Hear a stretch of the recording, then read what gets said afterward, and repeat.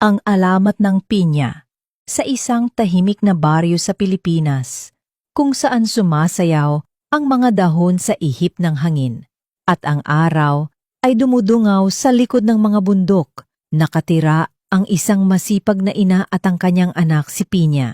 Si Pinya ay maganda, may makinis na balat at malagintong buhok.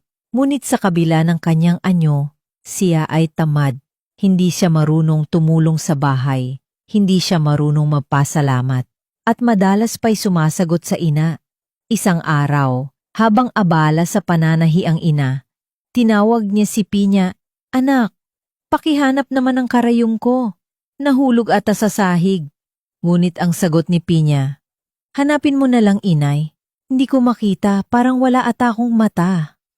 Napahinto ang hangin, napatingin ang mga ibon, at sa mismong oras na iyon, may isang nilalang na nakikinig mula sa kagubatan. Isang diwata ng kaayusan at kabutihan. Sa gabing iyon, habang mahimbing na natutulog si Pinya, dumaan ang malamig na hangin sa kanilang kubo. Mula sa anino ng buwan, lumitaw ang diwata.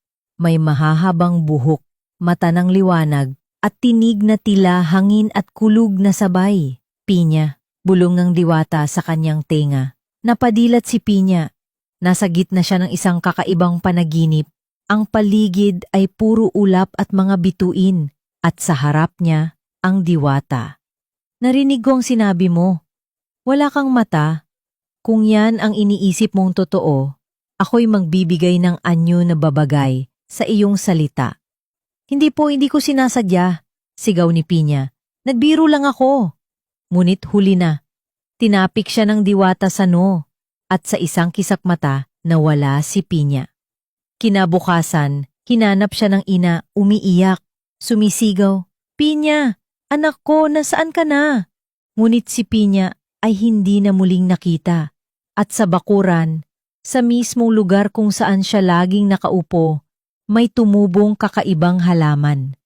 Matutulis ang mga dahon, gintong-ginto ang katawan, at sa balat ng prutas, daan-daang maliliit na mata.